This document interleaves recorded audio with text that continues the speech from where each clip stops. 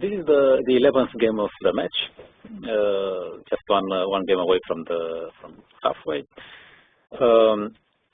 So it is interesting that Tal considers it the decisive game of the match. Usually you think that the decisive, if the match is scheduled for 24 games, that the decisive game would be around game 20, 22, 23, who knows, maybe the last one. But now Tal believes that this was the decisive turning point of the match, let's say. Because the first part of the match went well for him. He played his kind of half-bluffing chess, and in the beginning Botvinnik could not adapt himself and lost some games. But then Botvinnik was coming back into shape and also managed to win 2 games. So now, before the 11th game, she was trailing by just 1 point, which in such a long match is not such a big disadvantage. Now, once again, Tal faced the task of finding something against the Caro-Kann, which he could not refute. And the best way to deal with this problem, he thought, was to completely avoid it. He started the game with knight f3. And knight f3 is basically a positional move, a slow way of starting developing. And actually this is the kind of game Tal will manage to play. A good positional strategy game, maintaining the pressure all the time. At some point, Botvinnik was close to equality, or maybe it was even equal. But it was for a short time, and then he got again into a somewhat passive position. He missed his chance. And then again, Tal managed to keep control and win a good game. And actually, this must have been the decisive blow. I mean, Botvinnik knew that he was in permanent tactical danger. That if he could calculate well and control the complications, then he would have the confidence that he would be a better strategic player than Tal. But after losing this game, this trump would be of no use. I mean, if he could lose a strategic game against Tal, then where would his chances to be looked for in the match? So let's see the course of events. Botvinnik, he knew obviously that Tal had not much experience as a d4 player, so he adopted a typical Grünfeld setup. Okay, Tal used red move order, but then he transposed back to the Grünfeld. Now bishop f5 is the normal move, and after the knight development to either c3 or d2, the bishop would eventually get to e4. For some reasons, Botvinnik played bishop e6. He thought that the pressure against c4 would cause some lack of harmony in White's position. But Tal found a very simple way to keep developing. Now he's to tempi ahead in development. He already connected rooks, for instance. And well, the point is that after d takes e4, knight g5, Black can keep his extra pawn, but then his kingside position would be simply ugly, and actually the position is dangerous for Black. So now we have a developing phase for both sides. The moves do not require special comments. Okay, now we reach this position. We can say that the opening is over. Both sides have managed to place the pieces in harmonious way. Okay, White has some more space, but at the same time, for a Grünfeld player like Botvinnik was, the lack of space was not such a problem, because he knew that he could always prepare some counterplay with d takes c4 followed by c5 or c5 or sometimes e5.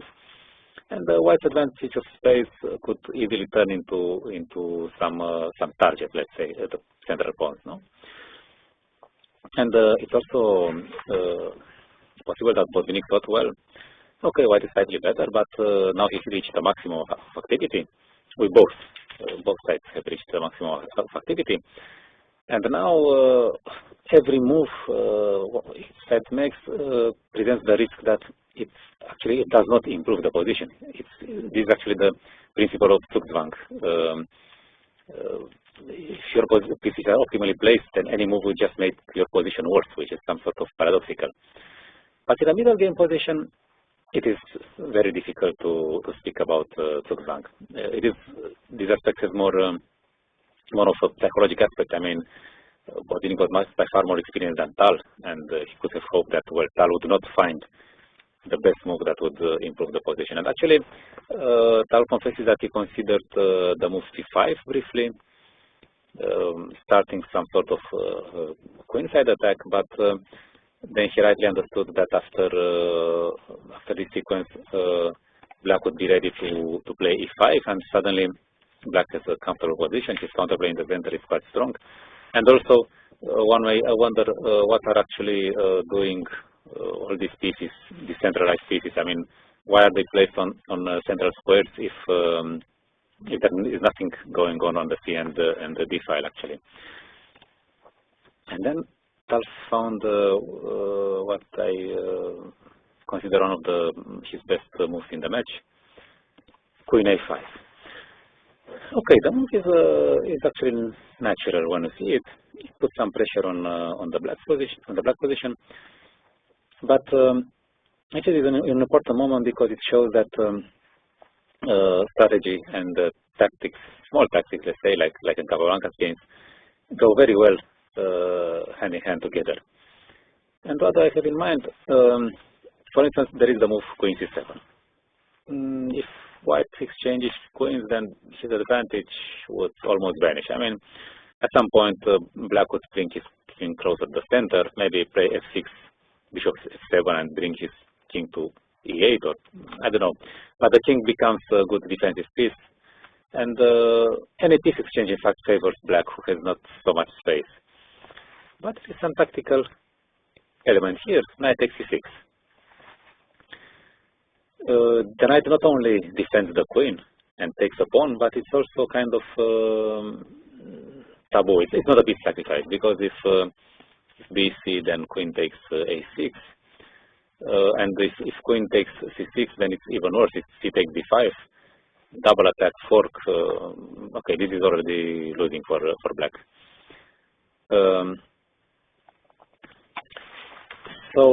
Okay, if queen b4, then we have a similar variation, because now rook takes c6 is not possible on account of queen takes d8. That's the queen is too far on b6. So Botvinnik did not find anything better than giving up the center, which of course is some sort of concession, but okay, it's also a typical Greffel move. Knight takes c4, queen c7.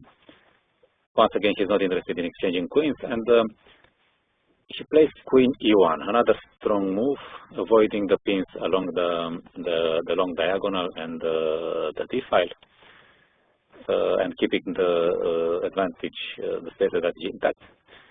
Now the plan is simply e4 followed by d5. And Botvinnik, for the time being, he played the regrouping move queen b8, and now after e4, the white position seems to become threatening, but Botvinnik had not exhausted his resources, and now since the d4 pawn has become somewhat weak, he took on c4. One of the main things is that bc is not so good because of c5, and now we can see that the queen is not. I mean, as a temporary allocation, e1 was the best, but for other purposes, it leaves the b2 bishop undefended, and then White gets a weak pawn on c4. So Tal rightly took on c4 and knight c7, and now Okay, white still has his space advantage. In fact, it's even clearer than earlier. He also has a bishop pair. But at the same time, the bishop's pair is a double-edged issue, because the G2 bishop does not contribute in direct way to the defense of the D4 pawn. And also the B2 bishop is under some sort of pin. I mean, it causes the pin of the D4 pawn, which means that actually both bishops need to be activated. And the optimal setup would be like this, with the bishops on h3 and f4, targeting the very important diagonals and squares in the center and on the queen side with domination. I'll consider that bishop c1 would have been the strongest move. Bishop h3, and actually it's also logical because it would, I mean, this maneuver costs 2 tempi, so it's better to start with it, because otherwise you'll never get to do it. He started with bishop h3, which took the bishop away from the long diagonal a little bit too early. And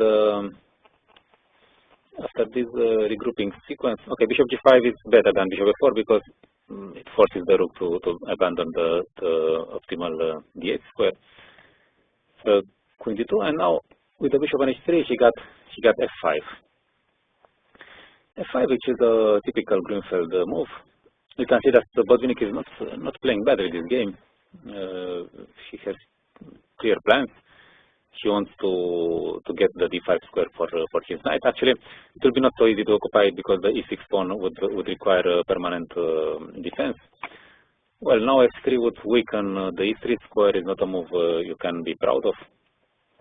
So okay, Tal prefers to switch now. He proved certain flexibility of mind. Now he does not play only strategical. He transforms the advantage of the bishop's pair into some vulnerability of the king. And again, it will be not so much an attack, a brilliant Tal attack that we'll see. It will be just a strategic attack on the king side, where, incidentally, the king's presence plays a part. I mean, black, on one hand, he has an extra defending piece, the king, but at the same time, a possible target for white pieces. Target considers that by this moment the position was about equal.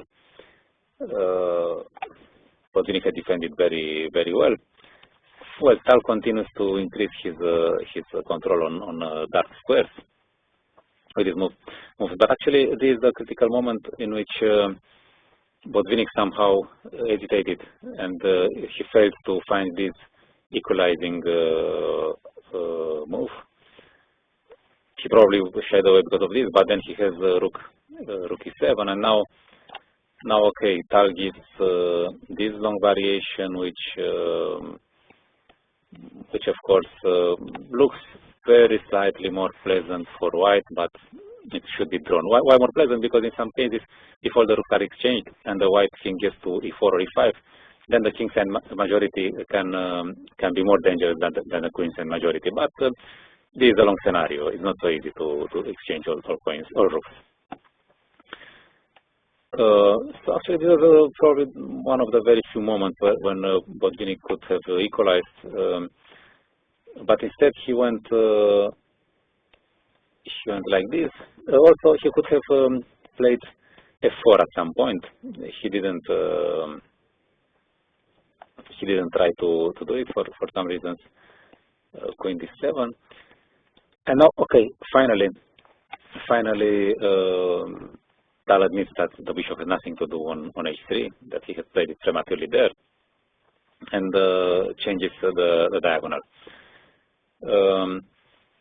And actually, this is the moment when he still considers the position equal, but I think he missed something.